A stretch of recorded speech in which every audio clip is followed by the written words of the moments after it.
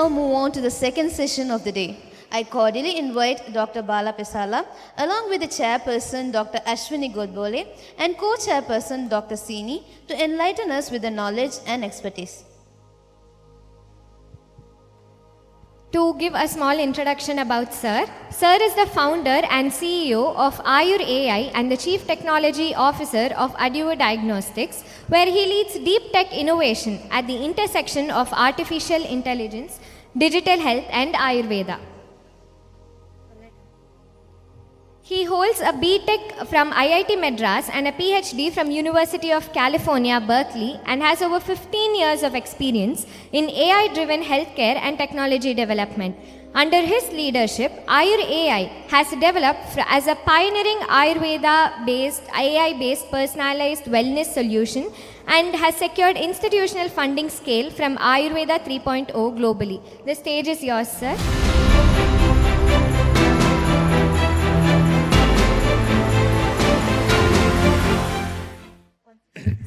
Sir, one second.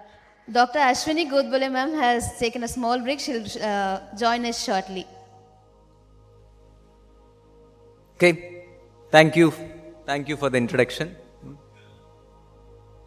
Okay, while the rearrangements are going on, let me first thank organizers for giving me an opportunity to share my thoughts. It's always a pleasure to interact with young people, both in age and mind, and I myself also consider myself as a young person. Second is, let me thank my good friend, colleague, Dr.Shree Varma, for enabling the conference happening here. Beautiful, beautiful campus. Of course, I have visited Kanha in Hyderabad. This is first time I'm coming here. You can feel the calmness in the whole campus, and I think that speaks a lot about, of course we talk about science, Ayurveda, everything. There are certain things that you cannot explain with science, right? And a lot of Ayurveda practice, right, as he also emphasizes, is based on intuition, right?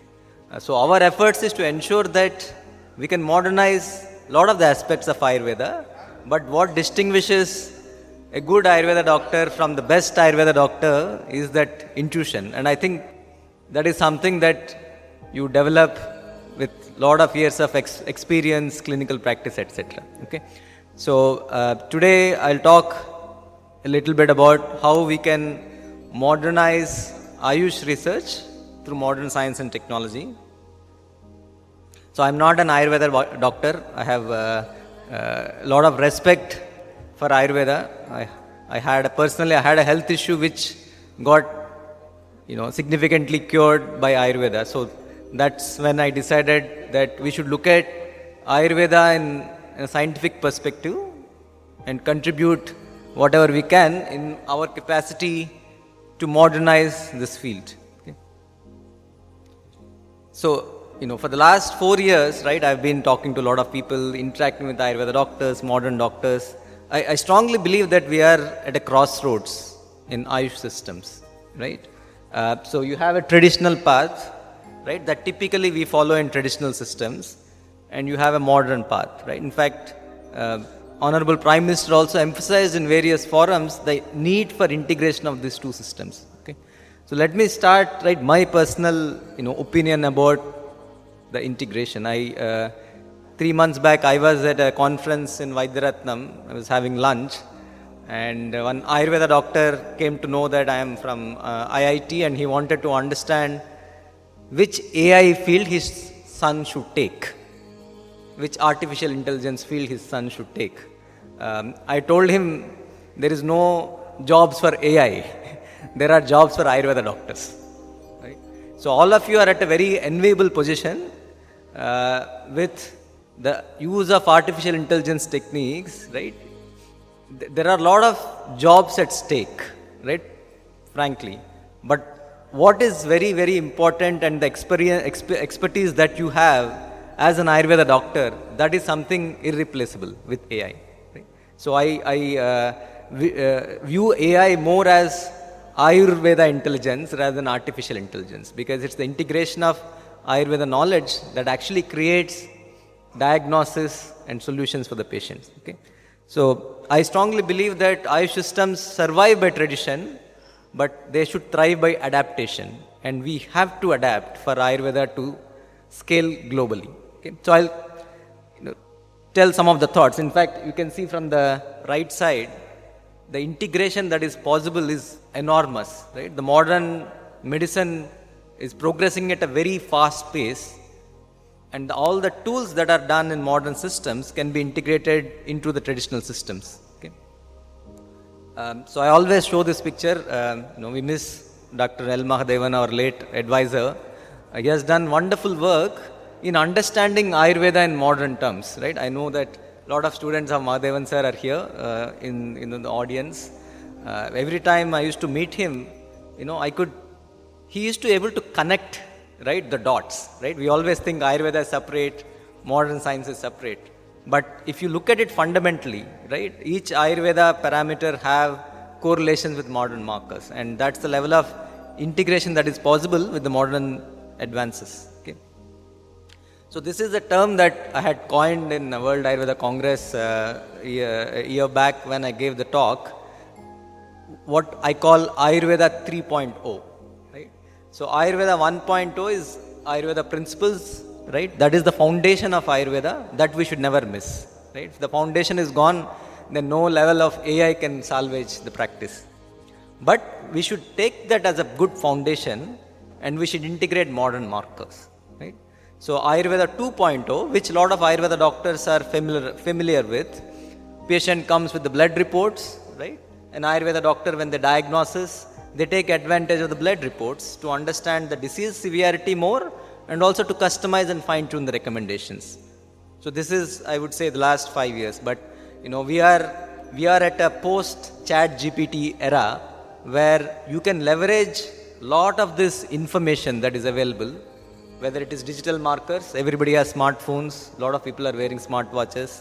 You also have a lot of what we call multi-omic markers. You have genomic markers.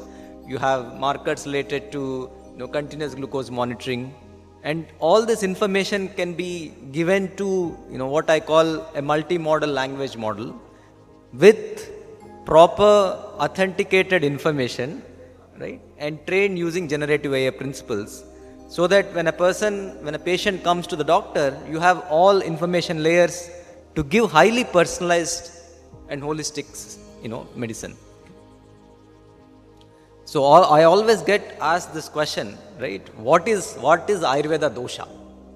Right? And it sounds simple at the base, but it's actually very deep concept.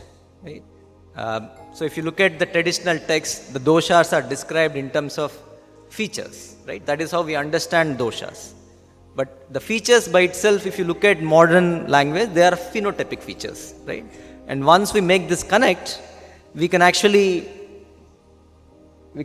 go back, right, into the base of the pyramid, right, and say, how does a phenotype get formed? It's your genotype plus all epigenomic characteristics, whether it is your RNA, proteins, transcriptome. These all create a phenotype, right? So with lot of advances, we are able to understand, right, the genes interaction. But what comes out of it is what Ayurveda described, the phenotype, right? So there is, my strong belief is that within the next 5 years, we should be able to explain, right, with these connections, what actually Ayurveda doshas are, right? If you say it's a Vata dosha, you should be able to write a simple equation saying, at least to the first level, saying this is what Vata dosha is. It's this genotype plus this blood markers plus this phenotypic characteristics. Okay? And once you do that, right, there will be a strong basis for the emergence of this three dosha theory. Right? That is the basis of Ayurveda. I remember, right, as a scientist, when I first met Ayurveda doctor, I was extremely skeptical, right, in terms of, what does an Ayurveda doctor be able to tell without any blood reports, without any, scans, without any ultrasound scans, etc. It was eye-opening, right. When I had a disease called chronic gastritis, I went to an Ayurveda doctor. He just looked at my nadi, right, and just within 30 seconds, he could tell the whole history of my disease for the last 5 years. Right? So it's amazing, zero cost sensor. By the time I got endoscopy reports, blood reports, he didn't need any of that, right? So there is so much of information that is present, right, in any of this traditional practice. Now, how do we understand that, right? So we're also working, right, in understanding and making these connections, right? So for some of you who understands the cardiovascular system, it's what we call a closed loop system, right? Heart pumps the blood, goes to the arteries and comes back. So essentially what you have in a Nadi Pariksha, whether it is, in the wrist or here, information of whole body, because the blood is returning back, right? And Ayurveda doctors are what I call, 2000-year-old AI engineers. They could identify these small patterns that change and able to correlate this pattern corresponds to this disease. If you actually look at the traditional texts described in Ayurveda, there are patterns of pulse described. And the patterns actually correspond to certain disorders, diseases, dosha imbalances. So for, students, right, you should all work with engineers to combine this bridge. In fact, at IIT Jodhpur, we had established, a center called Ayurveda Tech Center with the support of Minister of Ayush. There, close to 15 professors from IIT with Ayurveda doctors in Ayurveda University and AIMS Jodhpur are bridging this gap to understand Ayurveda, especially metabolic disorders in modern sense. Right? So we need more such integration. I would love to see, in addition to Ayurveda doctors, next time students from IIT should be sitting here and asking questions, right? Then that's where the real integration happens. So we're also planning more such centers in various IITs. To just give an example, as an IIT graduate, I never heard of Ayurveda. Right? So when I went to US, right, traditional Chinese medicine is very, very popular there. Right? Then I asked one of the biggest Ayurveda doctors there, how come, all the Chinese, people in US are familiar with traditional Chinese medicine practice, but as Indians, we are not familiar with Ayurveda. He said something very, very, interesting. If you look at the history of traditional Chinese medicine, post the Cultural Revolution, there is a lot of emphasis on modernizing the traditional Chinese medicine, and people are very familiar, right, especially in US, because the roots of Chinese medicine, transferred to the US and other places. So first time they get a disease at the time, 1980s, 90s, they used to go to traditional Chinese medicine practitioner. So in IITs, right, and most of the educational systems, our knowledge system has been very, Anglo-focused, right, for whatever reasons. So the traditional depth and knowledge that we have is not taught, right? And as a scientist, I think it's important that people are exposed to the system, let them do their own reasoning, right, merits and demerits of the system, but that exposure is very important. So that's why we were talking with Dr. Bhushan Patwardhan to sensitize, right, more such interactions between technology people and Ayurveda people so that we have a common language of understanding. Okay? We're talking about, Ayurveda medicines, drugs. When I first started taking Ayurveda medicines, right, it was very confusing. When I go to a modern doctor and I say I have gastritis or, acidity, they give one medicine, right? Antacids or proton pump inhibitors and say, you take this is what it does. Then I go to an Ayurveda doctor, they give Avipattikar Churnam, then I look at the label, it has some, 10 plus components. How do a modern science person understand this, right? So I thought, will it work? But when you actually go into the depth, that's the beauty of the Ayurveda. It's not that you are, just doing symptom reduction. You're actually solving issues at the core, right? So if you look at simple things such as turmeric, right? These days, for those of you who have traveled abroad, you walk into any store, any convenience store. There is a whole section dedicated to traditional medicine herbs, and modern medicine will cost $10. Ayurveda supplements will cost $40, right? That's the potential of Ayurveda, because you are not just looking at one particular pathway, you are looking at multi-activity, right? If you look at the text, turmeric is prescribed for a lot of things, anti-inflammatory, antimicrobial, antioxidative.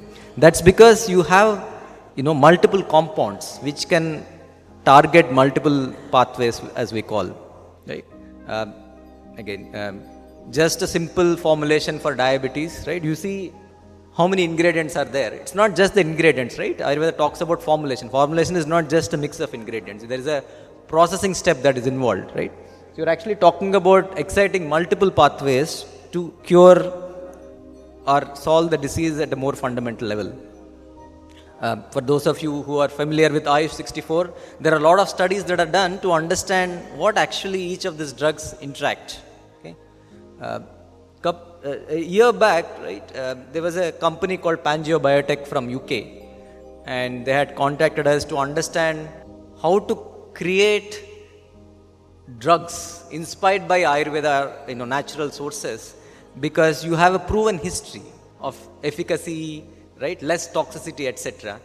So that's why it is very important that we look at Ayurveda drugs in a very holistic perspective, but there is a lot of potential to derive value out of it, right, through such things. So there's a lot of AI that is applied in drug discovery and repurposing. Most of the Ayurveda drugs for COVID, right, I know Dr. Mahadevan sir clinic, I've seen 60 plus patients data, right? COVID is a new disease, but the symptoms, the fundamental problems associated with COVID are well known, right? Whether it is persistent fever, cough, etc. So once you know the symptoms, right, you can actually understand what doshas are aggravated, gunas are aggravated, changed, and then give medicines. Right? So I think some of you would have seen the basic building blocks of any of our drugs is targeting proteins, right? Because protein is the machinery in the cell. So if you have any Ayurveda molecules, you have to bind to a protein. You need to understand first the structure of the protein. Right? Previously, people used to take 2 years, 3 years to get one protein structure, and now with AI, right, you are able to do it in matter of minutes. Now imagine the potential, right? You have so many Ayurveda drugs. We don't know the fundamental mechanism how they operate, but you can use the AI tools to actually get the first level of decision in terms of whether a particular drug is effective for disease or not. I think a lot of you would have used Chat GPT in probably your homework if you are doing assignments, etc. The same concepts can be used in Ayurveda and also drug discovery, right? So there are actually large language models that are derived, that are applied to discover proteins. So we call it protein language model. So we should also have Ayurveda language model, right? Something that we are working on. Basically, you take all Ayurveda information, synthesize the connections, knowledge graphs, and then derive useful outcomes out of it. Yeah. So you can also leverage, right, something called, it's a little bit technical, because you know that a particular drug will excite a pathway. You can actually put Ayurveda drugs on a petri dish cells, and you can understand this Ayurveda drugs is exciting these pathways. Then you can actually repurpose the same Ayurveda drugs for different diseases. Right? It's a very powerful concept where you don't have to discover new medicines, but use the existing medicine for a different cause. Okay? So that's where I think a lot of the AI can actually play a vital role, not only in the diagnosis, but the treatment. Right? So if you look at the modern definition of an Ayurveda doctor, of a modern doctor, so it's just a statistician, right? Applying domain and clinical knowledge. Same Ayurveda doctors have been doing for 2000, or all Ayush system doctors have been doing for 2000, 3000 plus years, right? You can actually map all the Ayurvedic terms to understand and derive models which can give first level of diagnosis and treatment. There's a lot of potentials for AI which I will not go into detail. So when I began my talk, I talked about how to integrate modern research, right? So this is the beauty of Ayurveda, right? It treats each of you as a very unique personality, your unique constitution. So health is not absence of the disease. Health is health, right? That's a beautiful definition in Ayurveda, which I'll show in the end. So how do we understand health in a very personalized way? And I think Ayurveda has one of the best definitions what I have seen. And it's very important that when you talk about bringing back, reducing diseases, we talk about your own personalized baselines. Okay? Then you can give all the interventions that are possible to bring them back. So through lot of interactions that we had, right, we understood what is the challenges in traditional Ayurveda practice and how modern technologies can play a role, right? In fact, we have a couple of Ayurveda doctors from my company sitting, right? They're all getting trained with the latest AI tools, right? How to take advantage of AI plus Ayurveda knowledge to accurately diagnose and also treat patients. Okay, so let me give you one example. Please don't take any offense. This is from our personal experience. One of the bases for Ayurveda is understanding your own Prakriti. Okay, but what are described in Ayurveda texts are characteristic features for a particular Prakriti, right? Acharyas never said that if you have this features, this plus this features, you are a Vata Pitta Prakriti. They told this is a Vata feature, this is the Pitta feature, this is the Kapha feature. Now most of us are mixed Prakriti, right? Then how do we determine the mixed Prakriti? Right? So then this is Professor Brahmachari, former Director General CSIR, Mitali. So when we started this center, we said, let's understand the problem, right? So then we asked Ayurveda doctors, you please assess Prakriti, you ask as many questions as you want. Okay? Prakriti, it's the most basic concept of Ayurveda and very powerful concepts. This is the answers from 7 different Ayurveda doctors. You will see there are actually almost 5 different answers. Right? So some doctors said PVK, some doctors said Kapha Pitta, Kapha Vata, Pitta Kapha, Vata Pitta. So you have all combinations possible. How can it be that the Prakriti of a person, when we are determining, which is very fundamental to Ayurveda, how can it be that, right, we have so many answers? And I think that's where the technology can play a very important role, right? So then we said, okay, let's understand and see what features we are looking at and how we can use tools like machine learning, right? All of you would have come across these concepts called AI, deep learning, machine learning, and let's determine the Prakriti, right? In fact, our Ayurveda doctor, Dr. Pratibhan, worked on this algorithm, but there are a lot of confounding factors. It's not easy. I think recently we had a very big initiative by Ministry of Ayush on Desh Ka Prakriti Parikshan, right? Very, very big initiative. But the challenges in real life, when you are assessing Prakriti, there are a lot of confounding factors that come in, right? So the answers don't match, etc. So you have to actually leverage Ayurveda principles like Guna concepts to recorrect the answers given by the patients. Okay?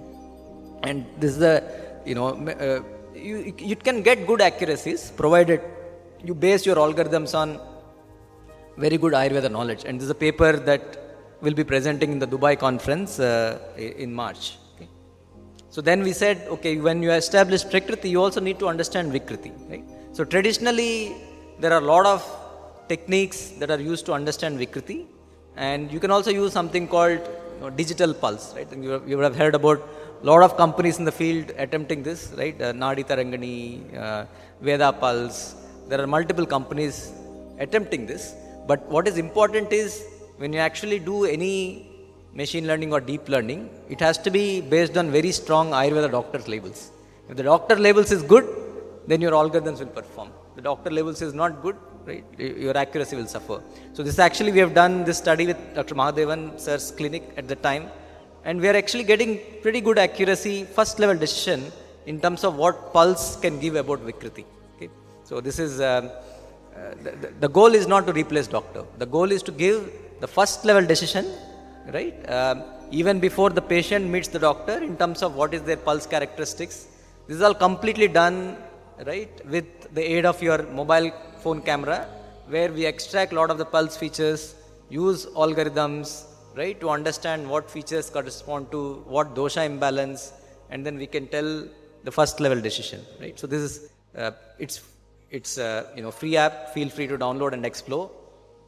But I want to caution, right? AI again has certain limitations, right?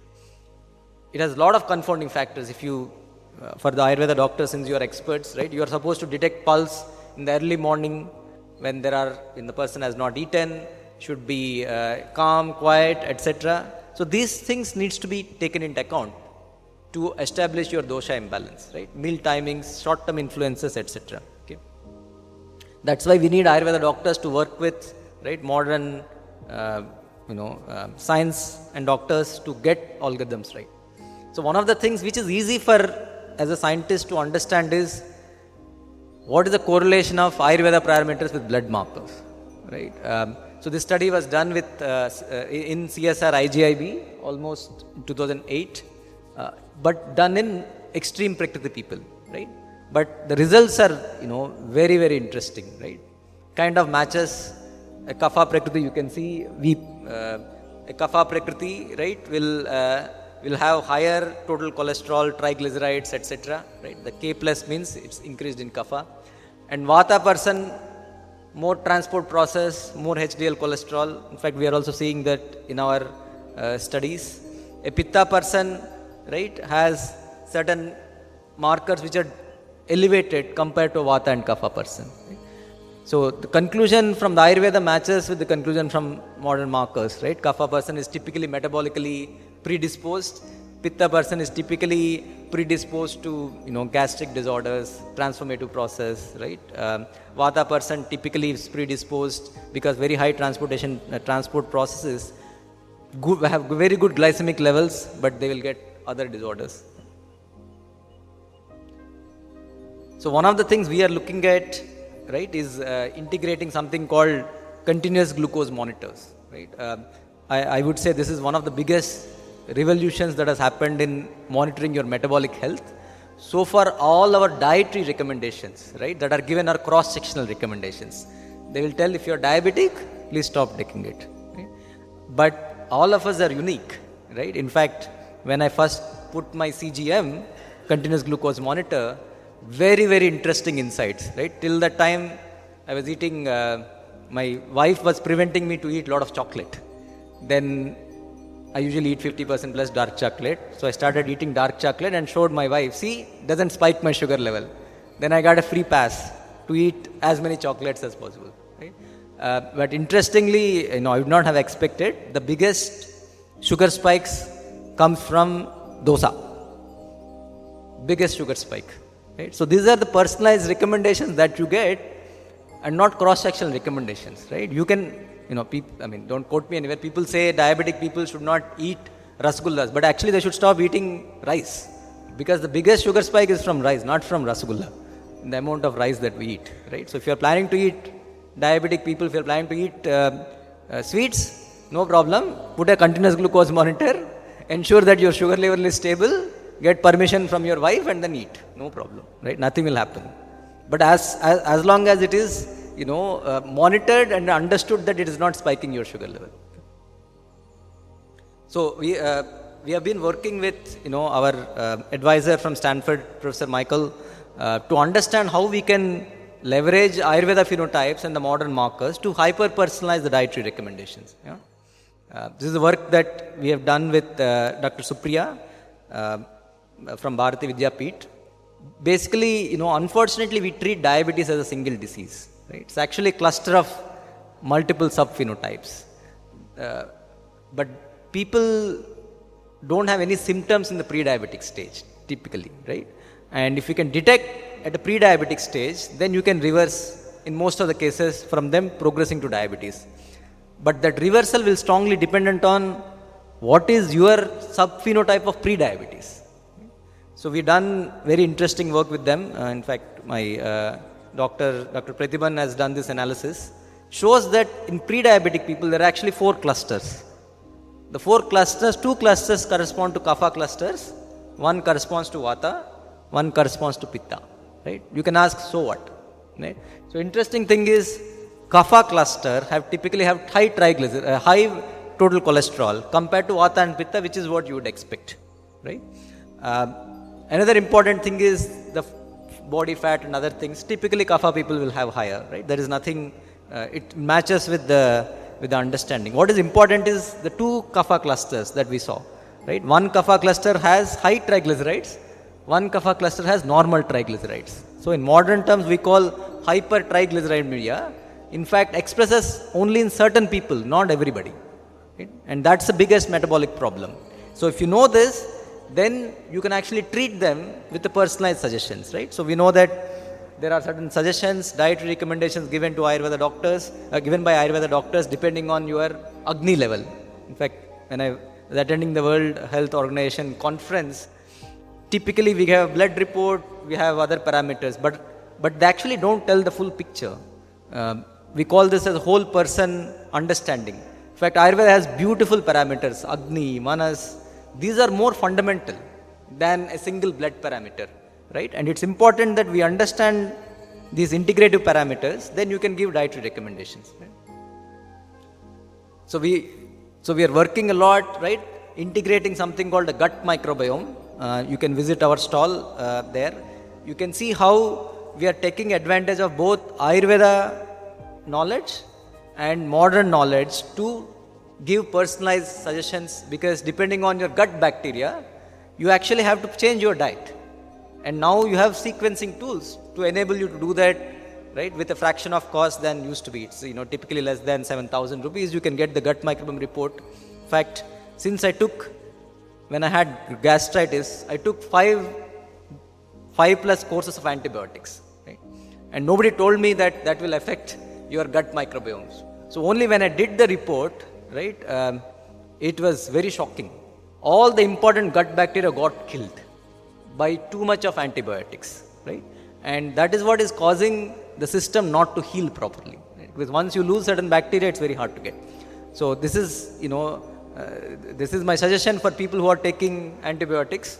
Take it judiciously with doctor prescription. Don't overdo antibiotics. And even Government of India is launching a antimicrobial resistance mission, because we are running out of antibiotics, right? And a lot of multi-drug resistant bacteria is coming in, and I think that's one of the areas where Ayurveda can play a role to better manage the antimicrobial resistance, right? So that you don't become resistant to first line of antibiotics. Yeah? I think some of you would have heard about Dr. Leroy Hood, right? So what he talks about multiple layers. I want the same thing we are doing with Professor Snyder from Stanford. We want to add an Ayurveda layer into this whole picture. And that should become one of the more important layers in addition to all the genomic markers. There is for those of you who are visiting US, please go visit. Actually, in Stanford now, there are 2 Ayurveda doctors sitting and working with Professor Snyder to integrate Ayurveda and modern science. Right? There's a big center that is, as a part of the big center, there are Ayurveda doctors who are sitting and working with them, right? So this is the power of Ayurveda, that you can integrate. Right? So I'll not go into the details, but once you understand Ayurveda layer and modern layer, you can actually give very personalized suggestions. Okay. Now we call this integrative nutrigenomics. Right? As I mentioned, same food will not affect everyone the same. How many of you think that banana will increase your sugar level more compared to cookie? Can you just have a raise of hands? Nobody thinks banana will increase sugar? Okay, please raise your hands. Who thinks banana? Okay, fine. Who thinks cookie will increase more? Oh, a lot of people think cookie increase more. Okay, interesting. Actually, it depends on your personal physiology, right? For certain people, you can see, one of the participants, banana is very high, cookie is low. So doesn't mean that I can eat a lot of cookies, but sugar level spike will be less. But other person, you see, banana is flat, and the cookie is fine. The cookie is very high. So it really depends on your personal physiology, right? And there are a lot of companies, including ours, which are looking at integrating these personalized markers. So I'll not go into the detail. I'll finish in the next 5 to 10 minutes. So we need to, make it more integrative so that you can give decisions that work for you, right? So 3 things that are important, right, is your blood sugar, your fat, cholesterols, all the components, and these are all mediated by your gut health. In fact, gut microbiome contributes 10 to 20% of your high sugar values, depending on which bacteria that you have. Okay. Same thing, right? Lot of the cholesterol that is produced, right? Gut microbiome has significant influence. Yeah, as you see, so I want to tell one very important factor, right? When you eat food, when you eat any carbohydrates, instantly within an hour it causes inflammation in the body. This is what we call cellular inflammation, because the process of production of energy itself is, very energy consuming. It's like driving the car, right, at very high speed. The car will heat up, right? Same thing happens in a cell. When you eat any carbs, it produces inflammation, right?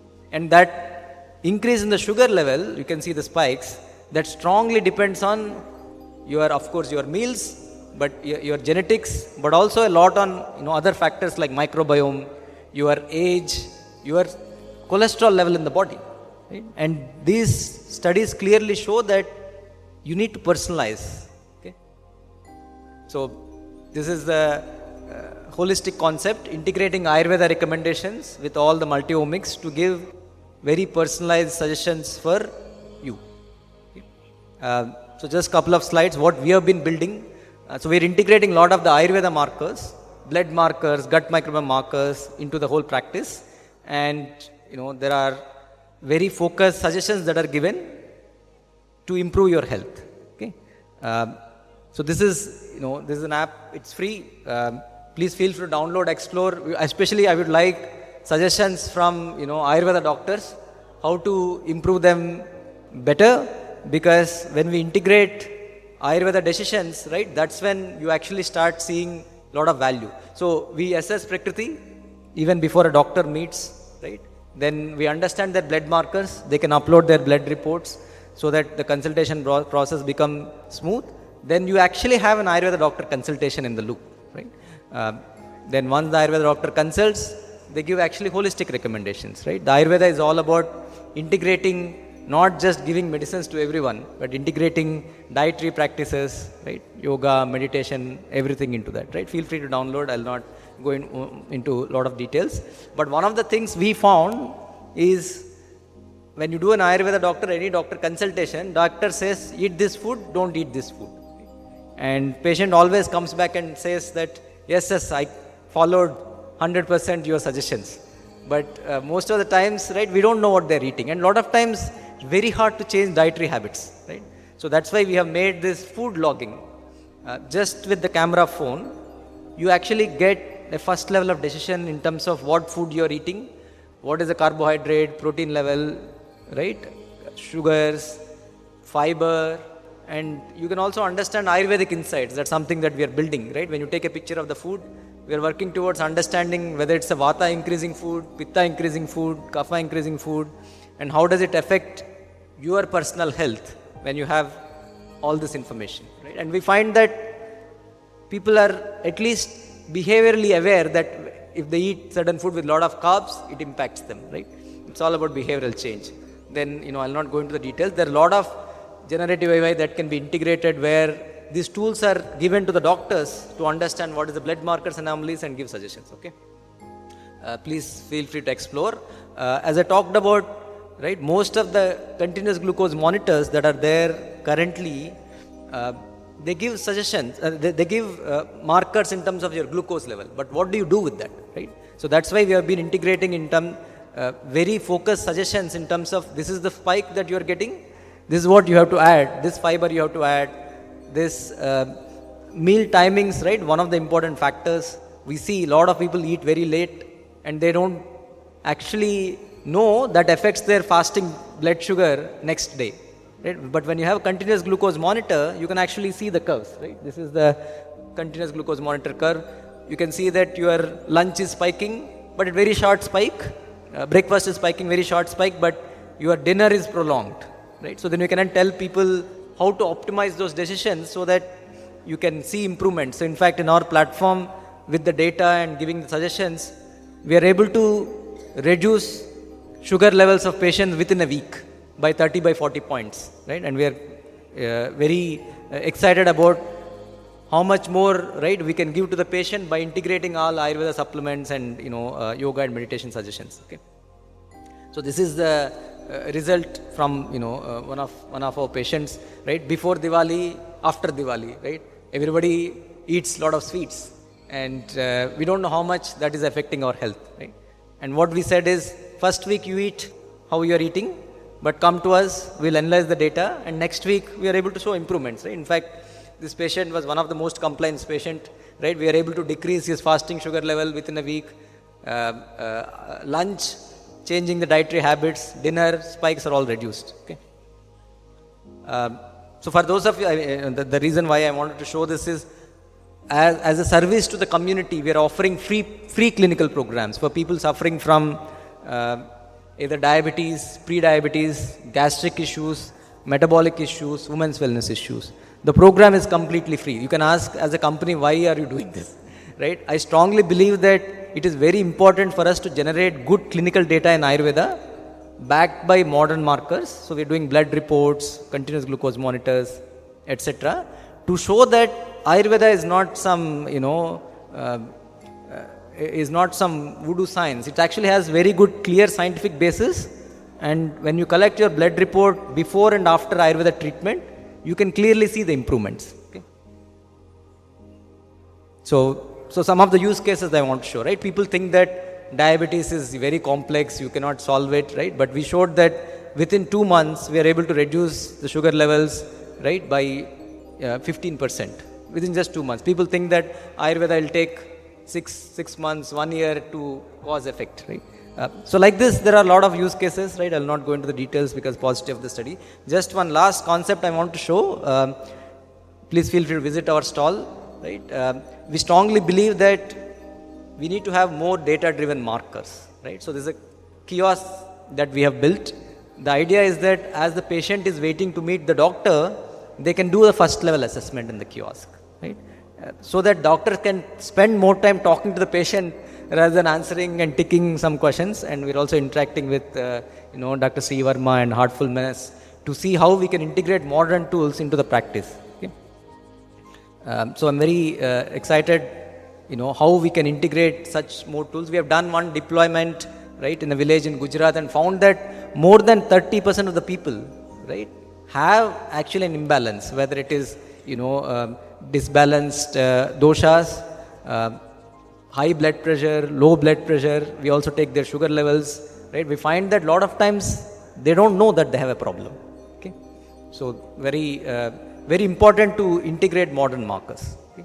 So this is very excited. So 2 weeks back we showed it to Prime Minister along with Secretary, Minister of Ayush.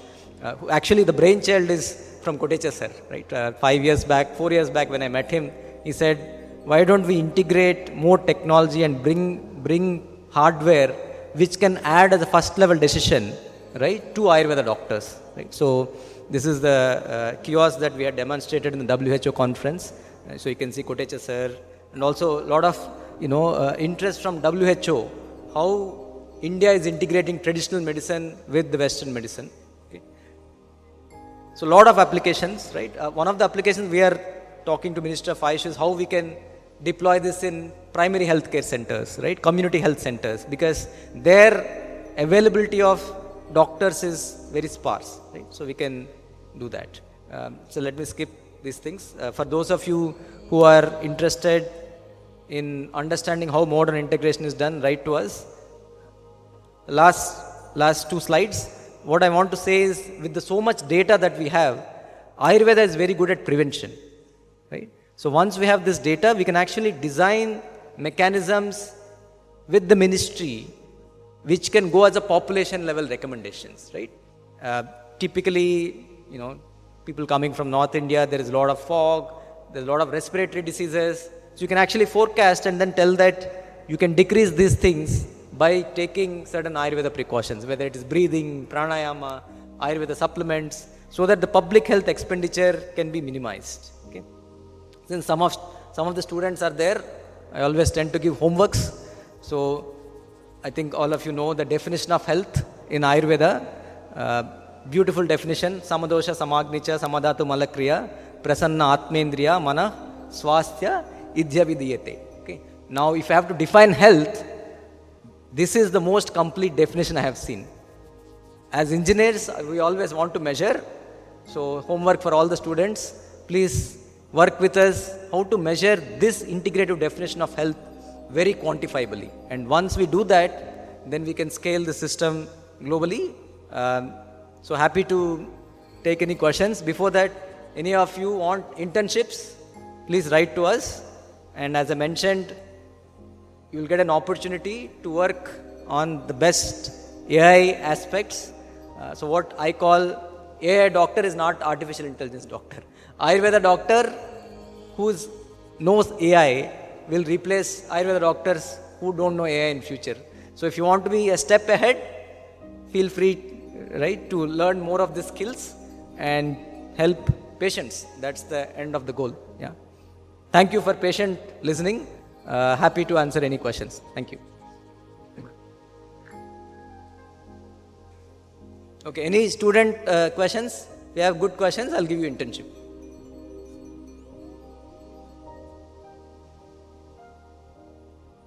No questions. Okay. Anyway, you can write to us.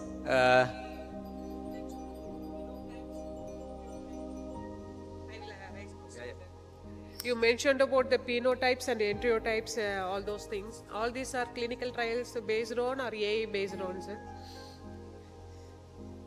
So the question is about, right, we talk about various phenotypes, enterotypes. Are these based on clinical studies or based on AI? I would say it's a combination. The base knowledge comes from the clinical knowledge, right? In Ayurveda, we have 20 sub-phenotypes of diabetes that are described, right? So we take that as a knowledge base, but the data that is produced, right, comes from both Ayurveda phenotyping and modern phenotyping. So then when you combine these two, the phenotype, what we call a combined phenotype emerges, which is dependent on both Ayurveda parameters and modern parameters. So AI is only a tool to get the phenotype, but the base information is both from Ayurveda parameters and modern parameters. You define guidelines for that? Any SOPs or anything? Yeah, so even in modern medicine, if you look at, I think since you would have heard about Dr. Mohan's Diabetic Center, they have 4 phenotypes of diabetes described, and that has published results. Similarly, we are looking at more subtyping using Ayurveda markers, and the clinical guidelines have not been established. The reason for that is this is a new concept, right? So what is important to do is you identify the phenotype, you give them the treatment, and you see if the phenotype based precision treatment is giving better results than the conventional treatment, and you prove that yes, this is more personalized. Any ethical clearance you got? Yeah, all our clinical studies are through ethical clearance through ethical committee. Okay, please, somebody has a mic, please give her.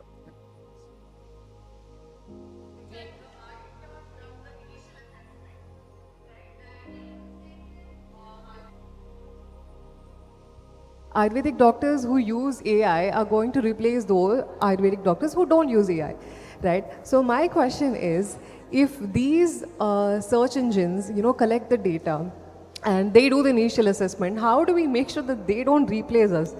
Because if we're going to feed all the, from the phenotypes to the answers, to the doshas, to the medicines, how are they not going to replace us? And how can we use AI to benefit us? Because if it's just going to learn from us, it will replace us at one point, right? Yeah, so I don't know how many of you could hear the question. The question is, we are Ayurveda doctors or any doctors are leveraging AI, right? And the AI will learn from the Ayurveda doctors. Can the AI become super AI which will replace doctors, whether it's Ayurveda doctors or modern doctors? Excellent question. See, as I mentioned in the beginning of the talk, right? 70 to 80% of Ayurveda practice, right, can be explained. 20 to 30% is based on intuition, feeling, interaction, etc. So, if I give an option, talk to a Ayurveda AI robot versus Ayurveda doctor, both of them are giving same decisions. Which one would people prefer? Talking to a doctor. The reason is, right, there are things like empathy, there are things like, connection that you cannot explain with the AI, right? We would never connect with a robot. But when we meet an Ayurveda doctor in person, right, there is that, what Dr. Varma calls the transfer of energy, right? That happens between a doctor and the patient. And that leads to healing, right? What we say, mental energy, right? Good wishes. These are the things that AI cannot provide, right? So I don't think AI will ever replace doctors. AI can act as a first level decision where every doctor's practice is enhanced. But at the end of the day, at least to me, I would always prefer to meet an Ayurveda doctor and get the final recommendations than getting through an AI, which is possible these days, right? You can upload your reports and you can ask ChatGPT. ChatGPT will give an answer. But would you trust it? No. Right? And people seem to trust ChatGPT and Perplexity and all kinds of search engine more than the doctors, because they spend so much of time. They can explain whatever stupid questions you ask. It is okay to explain. It is very patient. So that's the one fear, whether the human intelligence is going to rule the roost or is your artificial intelligence is going to take over. It's always the fear. No, sir. Yeah, very important question, right? Yes, people do it, right? I always say patients are more patient with the ChatGPT than with the doctors. With doctors, they are very impatient.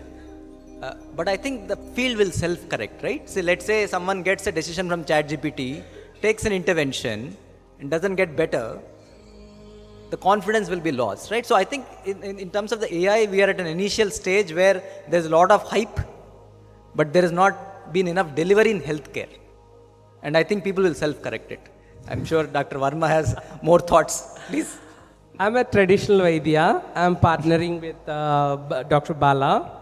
I can assure AI can't replace the right Ayurvedic doctor. It's impossible.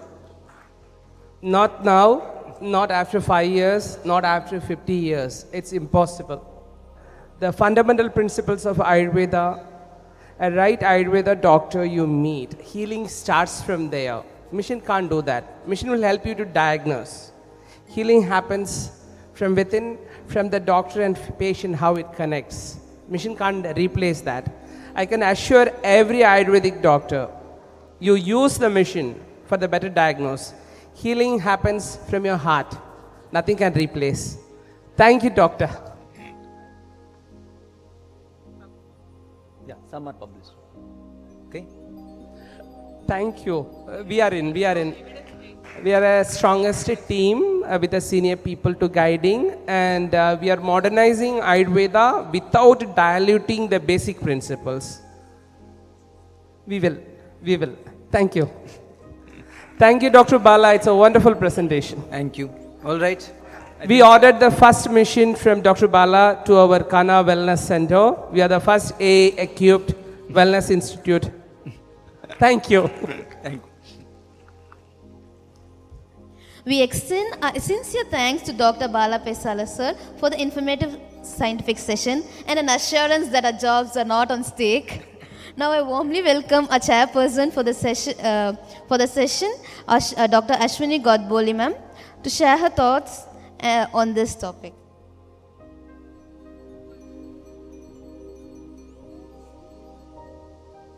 Thanks for such an excellent presentation, Bala. And what I could take from this is that we come on full circle, right? That we began with Prakriti, and then he covered so many aspects. But then we saw that the way Ayurveda sees patterns in everything, AI is also looking for patterns. AI is also looking for patterns to generate the from the data and generate churn the information and generate the tools which will give you the answer. So ultimately that's what it is, and it's nice to see that it is so it resonates so well with Ayurveda, and at the same time it's allowing us to talk to the world. So this allows us to spread the message of Ayurveda to the world, because I am a Marathi person, right, and I am talking in English. There are so many people who know Tamil. I don't know Tamil. So I have chosen this way of talking to you. So if we want everybody to get our point, and basically whether they get our point or not is a different thing. But if you want, all of us want Ayurveda to be of use to many people. And that's not only Ayurveda. It is same for Siddha, same for Unani, same for Swaripa. Do we want people to use it for their health care? Then we need to tell people, tell the globe about what it is and how they can be used. And if AI helps us to do that, and as explained so well by Bala, I think that's the way forward. So I congratulate you. Excellent talk and very well presented. Thank you. Thank you. Thank you, ma'am. In appreciation of the valuable insight shared during the session, I request Dr. Prashant Tiwari to kindly felicitate our speaker, Dr. Bala Pesala, and present the certificate and the memento.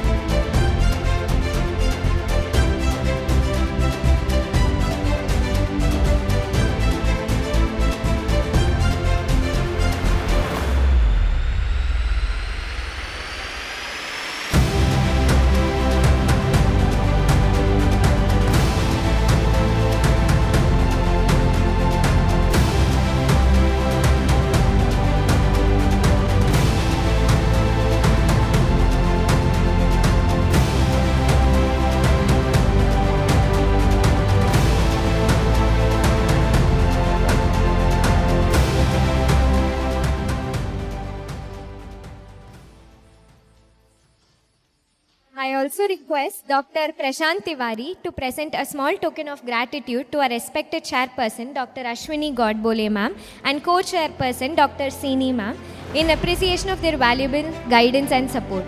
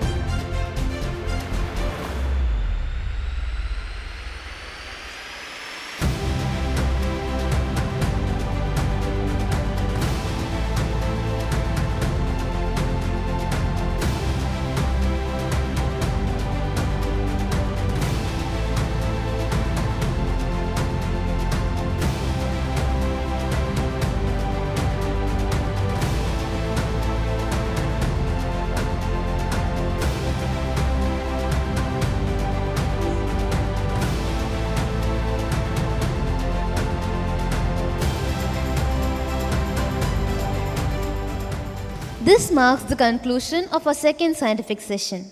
The organizing committee expresses its heartfelt thanks to Dr. Bala Pesala, Dr. Ashwini Godbole, Dr. Seeni, and Dr. Prashant Tiwari.